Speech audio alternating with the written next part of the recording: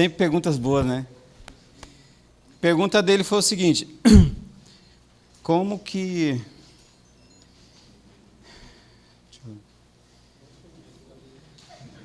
Voltando. A pergunta dele foi o seguinte: como que o destinatário sabe o endereço... É isso? Como que o remetente vai saber o endereço do destinatário? Tá. Pessoal, olha aqui. Por isso que é importante você ter aula de protocolos antes de entrar em segurança da informação, né? Lembra da comutação de pacotes? O que é a comutação de pacote? É toda aquela preparação de envio da mensagem pelo TCP, pelo endereço, pelo protocolo TCP. Lembra o que o TCP faz antes de enviar uma mensagem? Ele estabelece uma comunicação. Por isso que o TCP primeiro faz a comunicação com o computador de destino, pega os endereços IPs e aí sim passa isso para chaves. A comunicação é meio que inviolável. Sim. Tá, não tem como alguém, né, burlar isso. Tá? Então, graças à comunicação entre os TCPs, é que ele sabe os endereços de... Por isso que se cair em concurso, protocolo UDP, permite envio de mensagem criptografada, certo ou errado? Errado. O UDP não faz isso. O UDP não faz isso. Por isso que cai por terra aquela situação que o WhatsApp diz, porque o WhatsApp, se não me engano, é do Facebook, né? O Facebook comprou o WhatsApp, né? Que cai por terra o que o Facebook diz sobre o WhatsApp. Eu não sei se vocês lembram que aqui no Brasil teve duas vezes que o WhatsApp que caiu, né? Não que caiu, é que o juiz determinou que fosse suspenso. Aí ficou um dia sem o WhatsApp, foi horrível aquele dia. É que a gente começa a depender tanto de mensagem, cara, e hoje em dia a internet é fundamental, né? E qual que era o argumento? Era que tinha bandidos, né, pessoas, né, que estavam praticando crime na internet e que conversavam por WhatsApp e que aí a Polícia Federal pediu o relatório dessas conversas e o WhatsApp falou o quê? Que as mensagens são criptografadas e não ficam armazenadas em lugar nenhum. Então, no caso do WhatsApp, não. Como existe o protocolo TCP para enviar mensagens no WhatsApp, por exemplo, existe a situação do servidor, principalmente quando as mensagens são de ponto a ponto. Então, quando começaram as mensagens pelo WhatsApp, antes de ser criptografada, era o protocolo UDP, que nós usávamos no WhatsApp. A partir do momento que o WhatsApp começou a criptografar as mensagens, aí teve que trocar para o quê? TCP. Por isso que o WhatsApp ele necessita, não sei se vocês já perceberam, de internet boa. Porque às vezes você está conectado numa internet, principalmente o WhatsApp Web, não sei se vocês usam o WhatsApp Web, que é o WhatsApp pelo PC, né? Eu gosto de usar pelo PC. Se você tiver uma internet ruim, ele nem conecta. Porque ele usa o protocolo TCP, o protocolo TCP ele é mais pesado, tem a questão da criptografia que já deixa mais pesado, então o WhatsApp ele precisa realmente de uma internet boa para você navegar, para você utilizar. E vai acontecer isso com o Messenger também, com o Instagram, principalmente nessa integração entre eles, tá? A tendência é que fique mais pesado. Porque quando usamos criptografia, tem a tendência de ficar mais pesado realmente. Bom, olha só, agora que vocês entenderam sobre a troca de chaves, é importante também a gente frisar sobre os algoritmos. Eu vou colocar no quadro os nomes dos algoritmos de criptografia simétrica e assimétrica. Aí você fala, tá, o que quer dizer isso? Lembra que eu falei? A criptografia é baseada em linguagem matemática, em funções matemáticas. Essas funções matemáticas têm nomes, os algoritmos têm nomes. Aí cai no concurso seguinte. O algoritmo 310 é simétrico, certo ou errado? Aí você fala, cara, 310? O que tem um algoritmo chamado 3DS, tem um algoritmo chamado AES, tem vários algoritmos, tá? Então, vamos aos algoritmos aqui. Só um nomezinho para você virar isso aqui, ó, uma foca. Pensa, Letícia, você com esse corpinho, ó. Né? Funcionária pública. Todo funcionário público engorda, tá? Isso aí é padrão. Todo funcionário público engorda. A minha mãe é funcionária do Tribunal de Contas.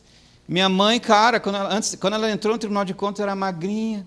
Hoje eu vou lá ver ela no Tribunal de Contas. Cara, desanima. Fala, mãe, onde é que você vai parar? Entendeu?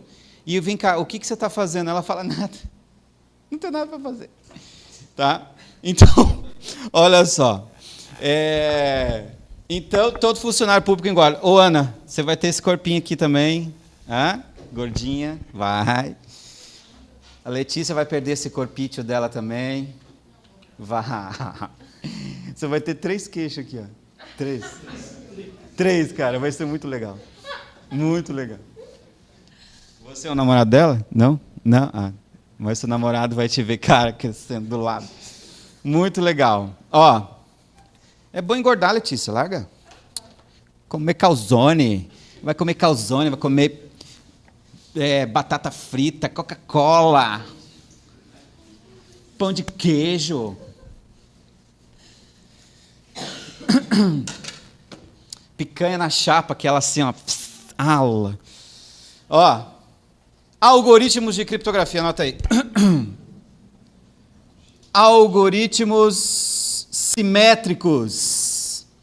Os algoritmos simétricos, ou seja, as funções matemáticas na criptografia simétrica são essas aqui. Deixa eu ver aqui.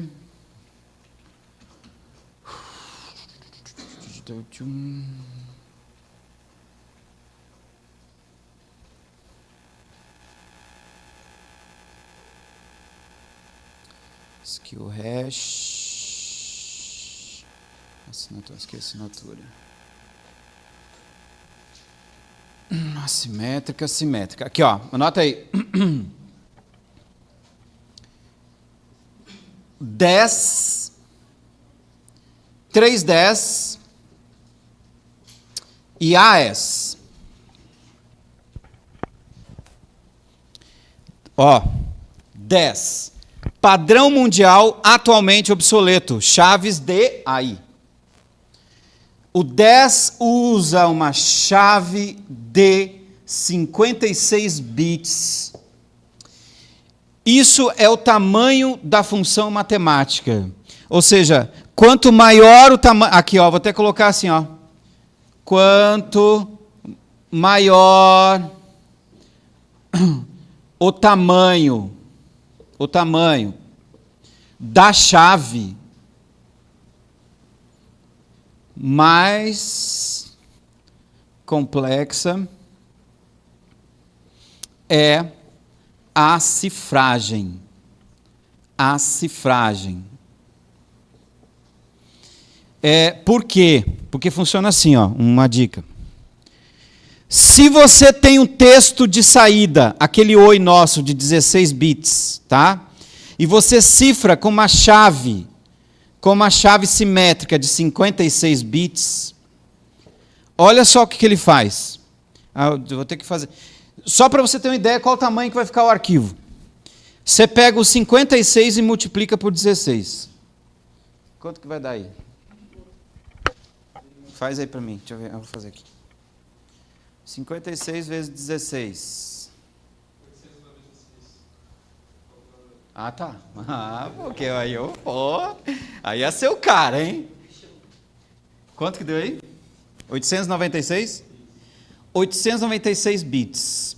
Isso quer dizer o seguinte, que antes um arquivo ele era 16 bits. Você cifra com uma chave de 56 bits, o arquivo agora vai para 896 bits. Isso só estou falando no tamanho da chave, ou seja, no tamanho do final do arquivo.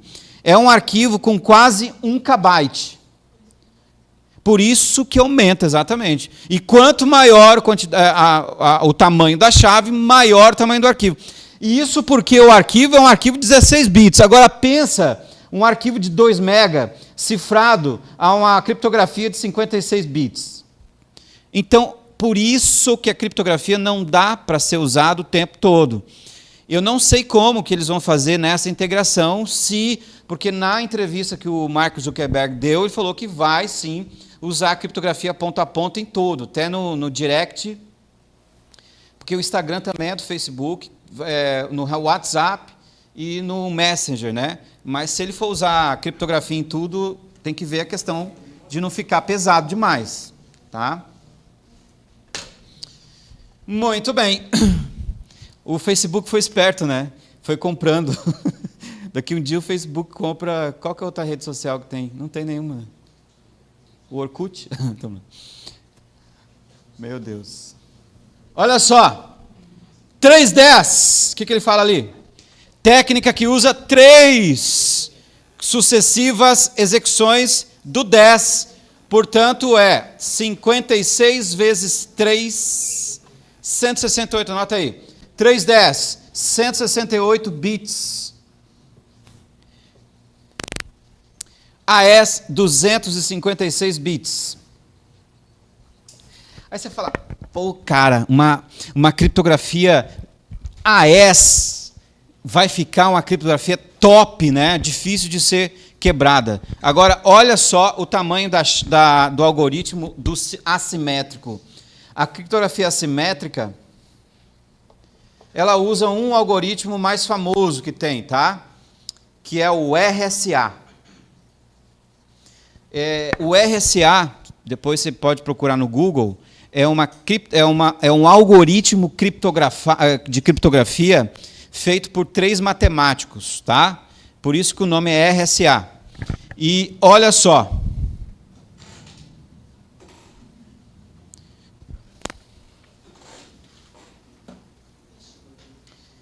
Tem gente que vai pegar chuvas. Chuvas.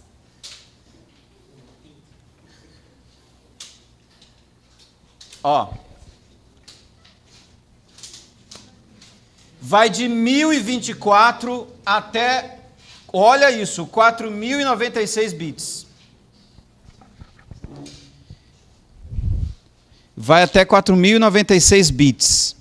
Isso quer dizer que é uma criptografia extremamente complexa, tá?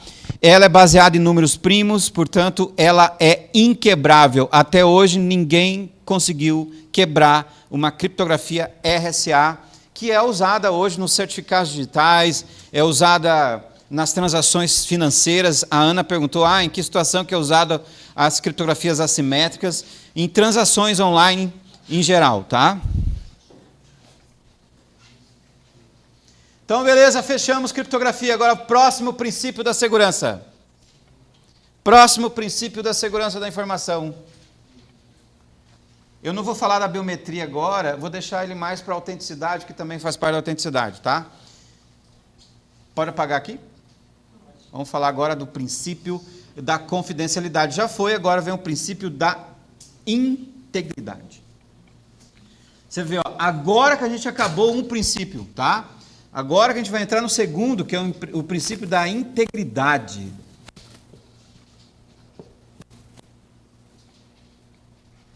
Integridade. O que é o princípio da integridade? Anota aí. É a garantia de que uma informação não foi alterada, tá? Aqui está tá errado o texto aqui, tá? Mas não foi. Olha isso, integridade. Ó, é a garantia de que uma informação, ali está escrito não será alterada, não foi alterada sem autorização. Durante seu trajeto ou seu armazenamento, não foi, tá?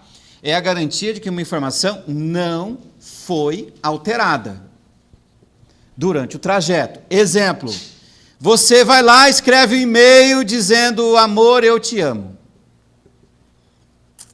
Aí o e-mail foi. Aí o hacker, o cracker, foi lá e interceptou o e-mail. Escreveu, eu tô te traindo. E cai na risada. A mensagem chega com essa mensagem aqui. O que vai acontecer? A esposa vai ficar fula da vida. Vai ligar o giroflex. Então, até você provar que não foi você que escreveu isso, cara. Já pensou se os e-mails tivessem esse problema? Então, assim, ó. Aí entra, eu acho que foi a Duda que perguntou. Ah, mas você falou que os e-mails eram seguros, só que você ao mesmo tempo falou que no e-mail usa a criptografia simétrica, e realmente o 310, que é aquele algoritmo simétrico, é usado no Outlook, por exemplo, no Hotmail. Só que o que deixa o e-mail seguro é o fato de que a informação que você manda ali foi escrita daquela forma. Não tem como você interceptar um e-mail e alterar aquele e-mail chegar. Exemplo. No e-mail, aliás, na integridade, existe um recurso que garante ela. De todos os recursos que tem aqui, um é o mais usado na integridade. Qual que é o nome dele? O hash. Esse cara aqui, ó. Esse cara aqui, tá? Então a integridade utiliza o hash. O que é o hash? O hash é um algoritmo que verifica a quantidade de bits de uma mensagem da origem ao destino. Ao destino.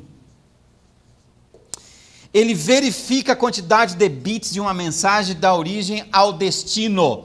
E olha só, se você coloca hash, o e-mail coloca o hash automático, ele é um algoritmo que ele vai fazer o seguinte: ele resume a mensagem. Ele resume. Se a mensagem tem 16 bits, ele resume para 10, por exemplo. Vai resumir. E aí o que ele vai fazer? Ele vai contar a quantidade de bits. É 10 bits o resumo? Então, vou colocar aqui, ó, o resumo de 10 bits. Durante todo o trajeto, ele vai verificar se o resumo continua 10 bits. Se o resumo da mensagem continuou com 10 bits, é porque ela não foi alterada. Porque o que acontece? Se o cracker acessa a mensagem e coloca um ponto que seja a mais, um ponto é um bit a mais. Um espaço é um bit a mais. Aumenta a quantidade de bits do resumo. Aí o hash pega e verifica. Opa, o resumo está com 11, mas ele saiu com 10. Sabe o que acontece? A mensagem volta para o remetente. Ou seja, a mensagem só chega no destino se não houve alteração no hash.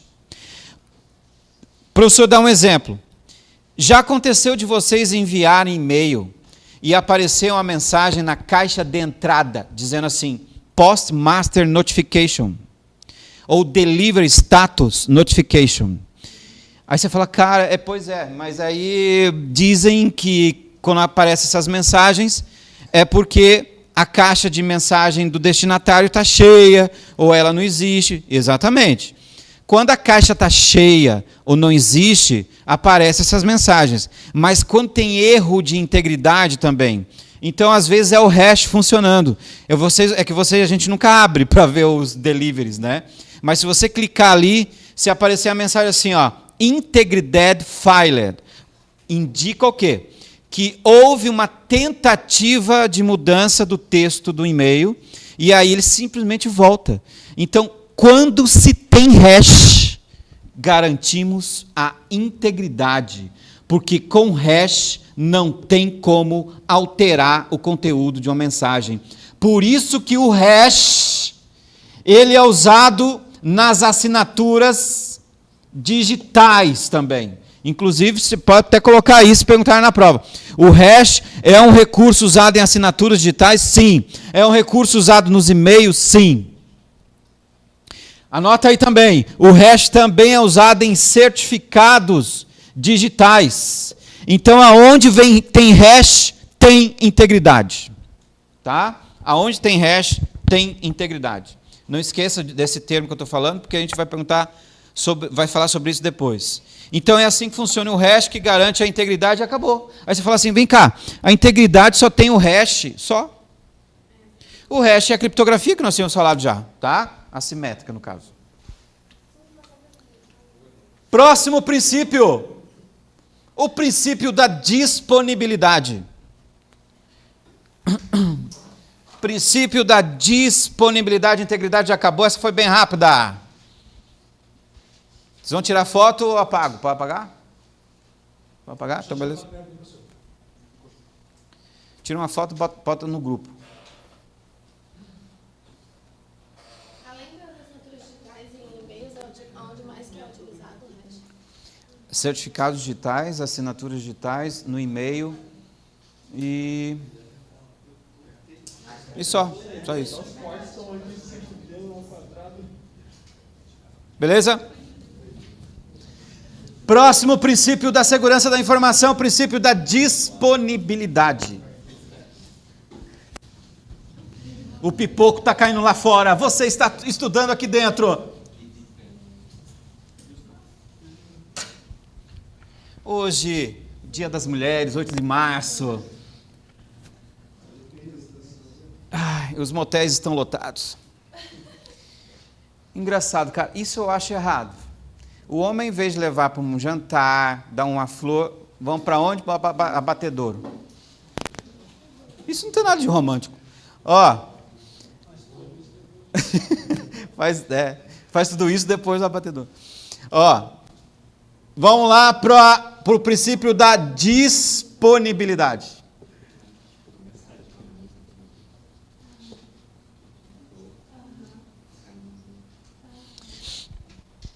Porque vem aquela pergunta, Isadora, aonde você está? Olha só. Aonde está? Oi! Mas você? Vamos lá. Disponibilidade. O namorado dela vai vir aqui outro dia. É a garantia de que olha só, disponibilidade já é um tipo de situação muito abstrata, vamos dizer assim, porque não depende de criptografia, não depende, porque é a garantia, ali diz o seguinte, é a garantia de que um sistema de informações estará disponível. É a garantia de que um servidor que esteja na internet estará sempre online para que você faça suas coisas, ou sempre disponível para que você faça suas coisas. Exemplo, agora nós estamos tendo agora a questão da Receita Federal, porque começou, acho que ontem, não sei quando começou, a entrega do declaração de imposto de renda, que vai até quando? Acho que até abril, né? Tem um tempo. Né? E aí o que vai acontecer? Ninguém ainda está fazendo declaração, vai chegar no momento que vai chegar no dia 30, aí você fala, agora eu vou fazer a declaração. Só que fora você, um bando de brasileiro também deixou para o dia 30. Só quem não precisa de dinheiro. Quem quer restituir também rapidinho. Né? E aí o que vai acontecer? Volta, exatamente. Sobrecarga da memória do servidor. Por quê? Muito acesso, muito pacote TCP entrando, tá? Pacote TCP entrando, você tem vários pacotes TCP entrando. O que vai acontecer? Vai acontecer um buffer overflow. Que isso aqui quer dizer o seguinte, sobrecarga da memória. Por isso que, às vezes você deixa para fazer a inscrição no concurso no último dia, só que vai ter um bando que vai também deixar para o último dia, a Receita Federal. Mas aí tem aquele detalhe, a culpa é sua? Não. A culpa é da Receita Federal porque não investiu em disponibilidade. A culpa é da FEPESE, que não tem um servidor para suportar a grande carga. Quando você tem um serviço online, você tem que estar preparado para aquilo. Você tem que garantir que isso aqui esteja online. tanto na parte de dados, quanto na parte do sistema. Sistema mesmo online. Servidor on. Aí eu pergunto, qual recurso que você usaria para garantir a disponibilidade? Vai colocando aí. Qual recurso você usaria para garantir a disponibilidade do servidor à Receita Federal? Porque às vezes pode acontecer o seguinte também. Já pensou um belo dia, um dia de sol, com passarinhos cantando, com, sabe, todo mundo cantando. Você entra para ver a sua questão da Receita Federal, aí a Receita fala, você não enviou os documentos. Fala, como que não enviei? Enviei ontem? Não tem nada aqui. Aliás, veio ontem, não, enviei em março, aí você vai fazer aquela restituição, fala, não, você não tem nada para restituir. Por que não tem? Porque você não mandou. Mandei. Não mandou, não tem nada aqui. O que aconteceu com a sua declaração? Foi excluída, deu pau. Ou alguém pode entrar no servidor da Receita Federal e apagar. Tudo isso envolve o que? A proteção de dados. Então agora eu pergunto para você, quais recursos que você usaria para que essas coisas não acontecessem? Backup é uma delas. Qual outro? Firewall. Nome legal. Qual é o nome do seu filho? Firewall. Qual outro? Servidores reserva. É bom ter um servidor reserva. O Google tem servidores. O Google é outro exemplo. Imagina se o Google perder todas as chaves de pesquisa, perder tudo que ele tem armazenado ali dentro. Né? O exemplo prático que eu acho que se um dia isso acontecer, eu acho que o planeta fale. O Google, aliás, o YouTube, perder todos os vídeos. A pessoa, um belo dia, todos os seus vídeos excluídos. Aqui no curso mesmo, a gente aloca as videoaulas dentro do YouTube, que que a gente acha mais seguro. Né? E pensa o Whindersson Nunes perder todos os vídeos dele. Né?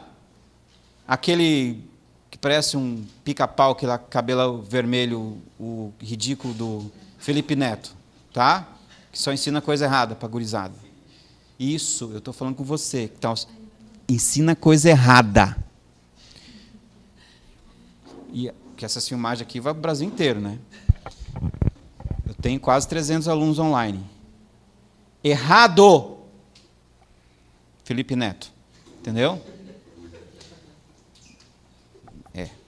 Então, cara, porque é sério, eu estava olhando uns vídeos, ele ensina o filho a xingar o pai, o filho que manda. Cara, para. Na minha época era paulada, chinelada, entendeu? Não tem essa não. Aí, tá, olha só. Então, o que acontece? Nós hoje estamos dependentes exclusivamente do sistema online. Hoje os e-mails são todos online. Ninguém hoje usa Outlook. Você usa Outlook? Outlook é aquele local que instala no computador, o programinha Outlook Express, vocês usam? Ninguém usa mais. Você usa? Parabéns. Essa está segura. Por quê? Os e-mails ficam alocados no computador dela. Mas quase antes existia o Incredmail, existia o Outlook Express, né? Aqueles programinhas que você instalava no computador para puxar os e-mails. Hoje não tem. O pessoal usa direto no e-mail. Então a gente é só no serviço, né? Geralmente corporativo que usa mais o Outlook. Corporativo, entendeu? Em casa entra direto no Gmail para ver os e-mails. Então assim, ó, eu acho que dos serviços que tem na internet, um dos mais importantes é o da disponibilidade, porque senão você pode perder tudo. Backup, firewall, servidor reserva, qual que é o outro que você usaria para manter as informações guardadas? Anota aí. DMZ. Eu vou colocar mais um recurso que não deu para colocar todos aqui, anota aí. Bastion Host. Bastion Host é outro recurso. E outro recurso, anota aí.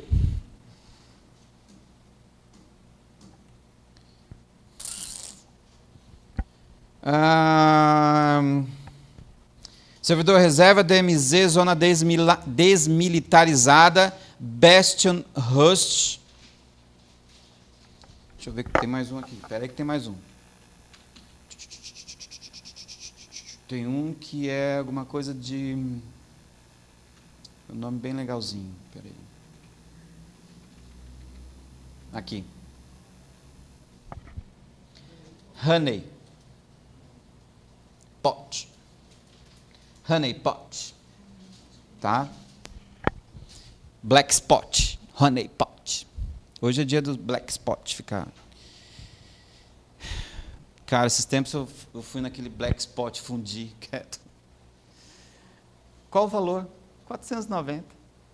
Nunca mais. Eu falei para a mulher, ó, anota minha feição. Vai demorar muitos anos até que eu volte. Entendeu? Credo. Muito caro. 490, cara. Não, naquele dia foi 3. Mas eu achei caro. Porque tem um cardápio lá, que é o top premium deles, que é... Eu acho que é 150 por pessoa. 109? É. Aí fora isso, bebida, né? Black Spot. Ah, o Patrick já sabe. Não. Você vê, né, cara? Antigamente, com 20 reais, você fazia o almoço, né, cara? Olha só. Então, destes recursos aqui, professor, quais são mais importantes para concurso público, tá? Anota aí, backup é super importante, firewall e só esses dois. Os outros não é muito pedido. Não, faltou mais um aqui. Anota mais um recurso aí que às vezes cai. RAID também é importante, tá? RAID é aquele para matar inseto, tá, pernilongo? Tô brincando. RAID. Vamos começar então com o recurso de backup. Porque agora a gente tem que estudar um por um, tá? Firewall, backup, RAID, a gente vai ter que falar. Vamos começar então com backup. Tudo disponibilidade, são recursos que garantem a disponibilidade. Vamos começar com o recurso de backup. Vou fazer uma perguntinha aqui, vocês vão responder na lata. O usuário pegou um arquivo que estava no desktop e criou uma cópia desse arquivo. É correto afirmar que ele fez um backup, certo ou errado? Então o arquivo estava no desktop, ele pegou e fez uma cópia daquele arquivo, no próprio desktop. Certo ou errado? É backup?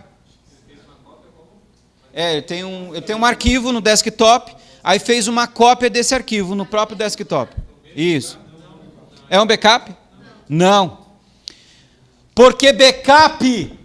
Mas o que eu vou colocar aqui, vocês falam, mas se for para falar disso, eu vou embora. Calma. Eu estou lendo o pensamento de alguns. Ó. O que é backup? Backup é uma cópia de o quê? Segurança, tá? É uma cópia de segurança, mas esse segurança aqui não foi colocado à toa ali, porque ele pode falar, backup é uma cópia. Não, é uma cópia de segurança. Sempre que você for fazer backup, o arquivo de backup não pode estar na mesma unidade. Ó, a esposa chamando, hein? Na mesma unidade. Isso quer dizer o seguinte: se você está na unidade C, você tem que fazer o backup da unidade D. Se você está na unidade D, faz para a unidade F. Ou joga tudo no pendrive. Você pode fazer backups também online, tá? Você pode fazer backups. A gente pode fazer backup físico, anota aí. E nós temos os backups lógicos, tá? Os backups físicos você usa discos, unidades. Os backups lógicos são os backups que você coloca na nuvem. Teve um aluno que falou assim, eu posso guardar um arquivo na nuvem? Pode. Mas na nuvem? Eu falei, na nuvem. Tá, mas a nuvem está lá no céu. Como que pode na nuvem? Eu falei, isso, você sobe o Cambirela e vai lá e gruda um pendrive lá em cima. Não é na nuvem. A nuvem que a gente fala é o quê? A internet, né? Os servidores da internet e tal. Não, é cada pergunta. Pode cair em concurso o seguinte: quais são os sites de nuvens para você fazer backups? Aí vocês têm que saber de alguns. Eu acho que a gente tinha falado sobre isso na aula passada. Tem o Dropbox, tem o G-Drive e vários outros. Beleza. Professor, até aqui eu entendi, então agora eu acho que você já pode passar para o próximo item, que é o RAID. Não. Porque até aí vocês já sabem. Se fosse para ver isso aqui, você fala, vou embora. Eu já quero ir embora.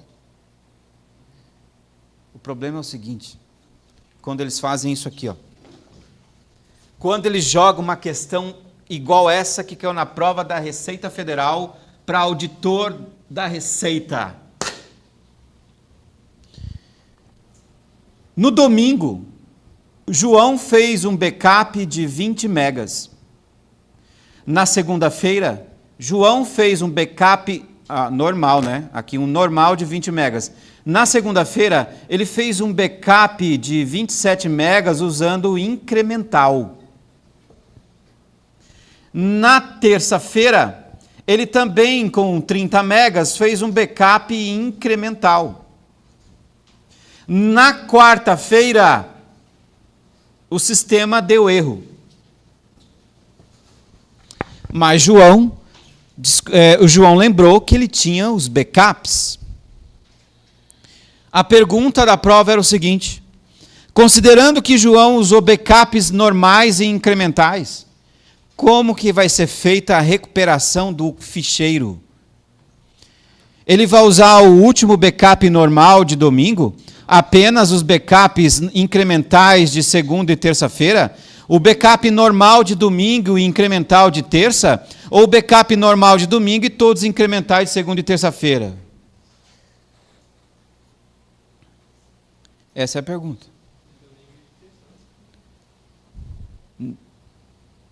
Não. Vamos às explicações dos tipos de backups. Nota aí. Tipos de backups. A gente está no backup, tá? Tipos de backups. Professor, eu odeio a sua matéria, eu sei. Para quê, né? Mas é para eliminar o cara. Eu acho que também Não, mas é para isso. Porque pensa assim, galera, se fosse fácil ser funcionário público, cara, todo mundo ia ser. Todo mundo ia ser. Duvido a pessoa que está hoje ali fora entregando panfletos se não queria ser funcionário público. Né? É difícil demais, cara. Eu que estou na área, os alunos às vezes perguntam, por que você não faz concurso? Às vezes eu penso, tal, mas é difícil. Porque eu vou bem na minha matéria, o Emerson vai bem na matéria dele, mas eu vou ter que estudar as outras também, entendeu? É muito chato, é difícil. Vocês estão de parabéns, olha que hoje é sexta-feira, está chovendo e é dia das mulheres. Era para estar em casa cuidando, né? Então, assim, é difícil. Professor, por que eles colocam informática? Olha o tanto de coisa, de detalhes. Eles usam isso para eliminar o cara. 2 matérias são usadas para eliminar, só 2. Tá? Informática e raciocínio e matemática. Matemática e raciocínio lógico. Só essas 2. Essas são as únicas matérias para corte. Porque o português é importante você saber. Constitucional, administrativo, penal, processo penal, arquivologia, administração, tudo você tem que saber. É obrigado a saber. Regimentos internos, estatutos, Lei 8.112, você tem que saber. Se você é funcionário público, você vai ter que saber disso. Agora, informática e matemática, cara, você não vai usar em lugar nenhum. Tá? Lugar nenhum. Informática, você nem computador vocês vão ter lá no órgão público. Tipos de backups. Anota aí os tipos. Nós temos o backup normal, nós temos o backup incremental, nós temos o backup diferencial, nós temos o backup diário e nós temos o backup de cópia. Ô professor, o backup ele é um programa? O que ele é isso? É um programa. Os backups são programas. O Windows mesmo tem programa de backup. Se você for entrar aqui, ó, se você entrar aqui no Windows e entrar aqui em painel de controle, aí você vai em sistema de segurança, aí você vai encontrar aqui, ó, backup e restauração, backup. Os backups são programas. E aí quando você clicar ali, ele vai te perguntar qual tipo de backup você quer. E aí vai te abrir um Dropbox com uma listinha dessa aqui. Normal, incremental, diferencial, diário, de cópia, são os tipos de backups que nós temos hoje. E agora vamos às definições de cada um. Backup normal, faz a cópia completa de todos os arquivos. Incremental, diferencial, puxando uma chave para os dois. Faz a cópia somente da parte alterada. Da parte alterada dos arquivos. Só da parte que alterou. Diário, faz a cópia completa dos arquivos alterados no dia. Olha só uma coisa importante, ó. Cópia completa. Cópia completa. De cópia também faz a cópia completa dos arquivos selecionados, aqueles que você marcou.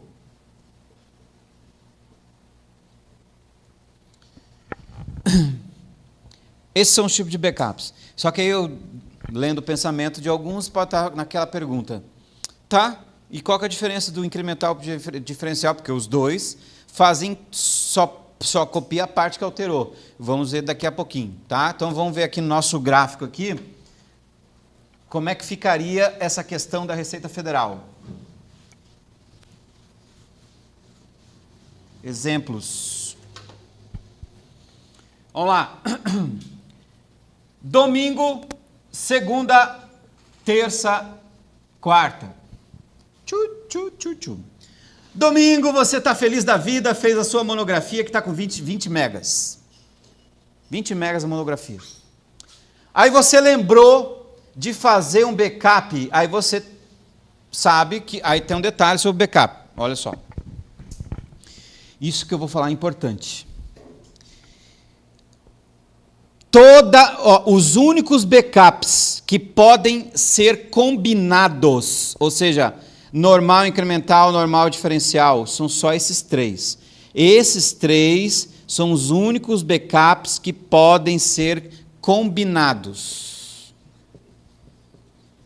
Ou seja, se a banca falar assim, é possível fazer backups normal e diário? Não. Normal e de cópia? Não. Você não consegue combinar o normal com esses dois aqui de baixo. E você vai ver por quê. Dá para você ver por quê. O normal é cópia o quê? Completa. O diário também é completo. E esse aqui também é completo. Então, cópia completa, cópia completa, cópia completa. Só que a única cópia completa que permite combinações é o normal. Então, sempre que você for iniciar um backup, tem que iniciar por ele. O normal você consegue incrementar, consegue combinar com o incremental ou com o diferencial. Vamos voltando aqui para a nossa telinha. Nosso esquema aqui. Domingo, você tem uma monografia, 20 megas, você lembrou, beleza, eu vou fazer um backup. O primeiro que você tem que fazer, qual que é? É obrigatório, mesmo que você falar, não, eu posso só fazer backups incrementais? Não pode. Eu posso só fazer diferencial? Não pode. Tem que ter quem primeiro? Normal. Então, domingo você faz backup normal, 20 mega, beleza, tranquilo. Na segunda-feira você estava no gás, ou a sua monografia foi para 27 megas. Aí você falou, beleza, vou fazer outro backup normal. Tudo bem, pode fazer. Na terça-feira, 30 mega. Vou fazer outro backup normal. Também pode fazer. Agora vou fazer uma cópia. Esses backups que eu estou fazendo vão ser colocados no glorioso pendrive. Se você faz um backup normal de domingo de 20 MB, ele vai gravar no pendrive 20 megas. Domingo, 20 megas. Segunda-feira, ele vai gravar um backup chamado segunda, com quantos mega na segunda-feira? 27. Aí você fala, vem cá, ele grava, por que ele gravou 27 mega na segunda-feira? Porque está aqui, ó, normal, ele pega o arquivo inteiro. E se você fizer isso na terça-feira, vai dar a mesma coisa. Ele vai criar um arquivo chamado terça, quantos mega? 30 mega. Só que, se você continuar nessa pegada de ficar fazendo backups normais, você pode fazer, logo você vai encher quem? A mídia.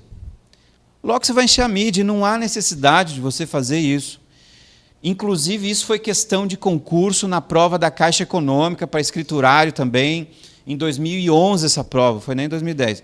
Essa prova foi em 2011, quem fez foi a Sesgran Rio, essa prova, 2011.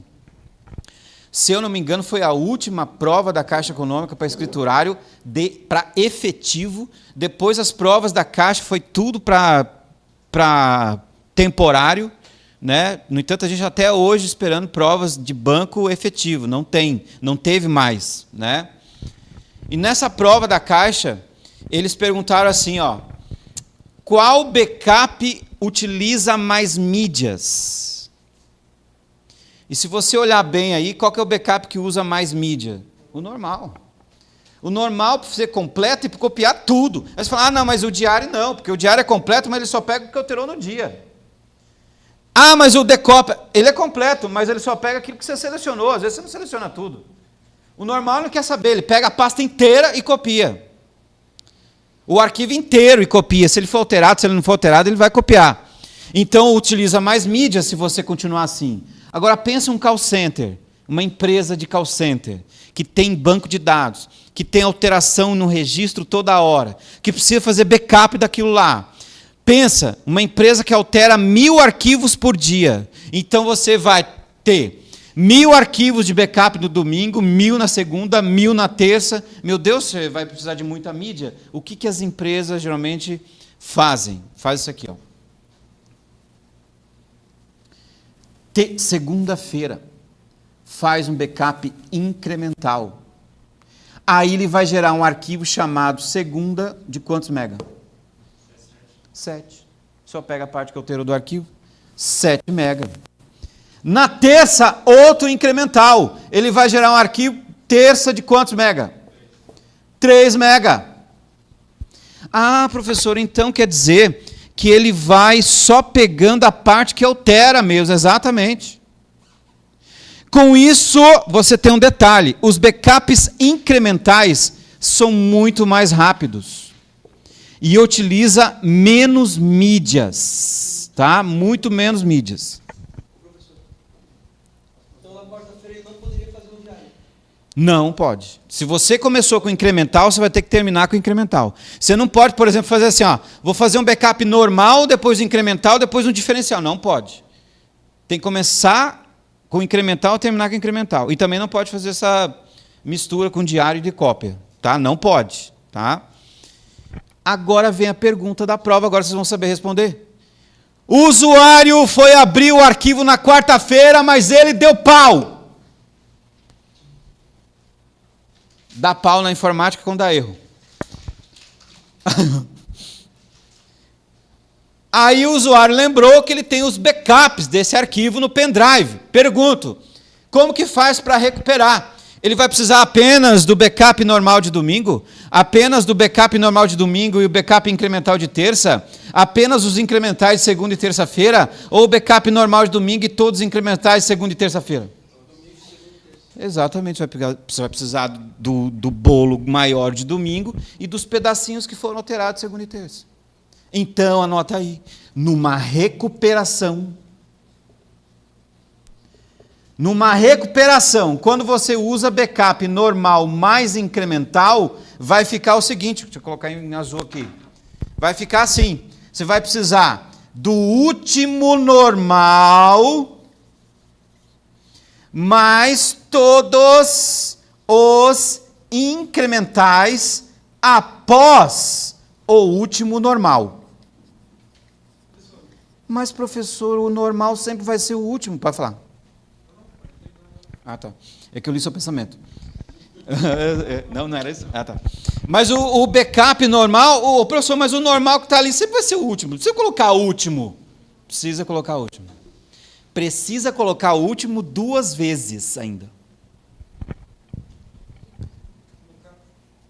Look at me. Vamos supor a seguinte situação. Segunda, você estava de TPM, no caso mulheres. Você fala, quer saber, essa monografia ficou uma porcaria. E apaguei tudo. O arquivo foi para 7 mega. Aí eu pergunto, vai fazer um incremental aqui? Não. Até porque o próprio nome já diz, incremento. Então ali você teve uma redução. Sempre que você tiver uma redução no tamanho do arquivo, você é obrigado a fazer outro backup o quê? Normal. Por isso que ali é o seguinte, é o último normal. Agora eu pergunto para vocês, quem que é o último normal, de domingo ou de segunda? De segunda, domingo já não vale mais. Tá? Então aqui ó, vai ser, por exemplo, se fosse terça e quarta, você teria que pegar os incrementais, ou aliás, o normal de segunda e os incrementais de terça e quarta. Tá? No caso, usar sempre o incremental, tem mais chance de dar pau no arquivo, não? Tem. Perder o incremental no meio e corromper o arquivo. Esse vai ser meu substituto ainda. Muito bom. Tem um problema de você usar incremental o tempo todo. Apesar dele ser rápido, como eu tinha colocado aqui, eu não sei se vocês perceberam, eu estou trabalhando com um arquivo só. Um arquivo me gerou 2 incrementais. Agora, pensa uma empresa que tem 1000 arquivos alterados por dia. Então, você vai ter 1000 normais e mais 1000 incrementais. 1000 na segunda, 1000 na terça, 1000 na quarta. Aí, se der pau na quinta, você vai precisar do 1000 de domingo, mais os 1000, 1000, 1000. E tem um detalhe. Se qualquer incremental der pau, qualquer umzinho que der pau no meio do caminho, você perde o backup inteiro. Você perde tudo.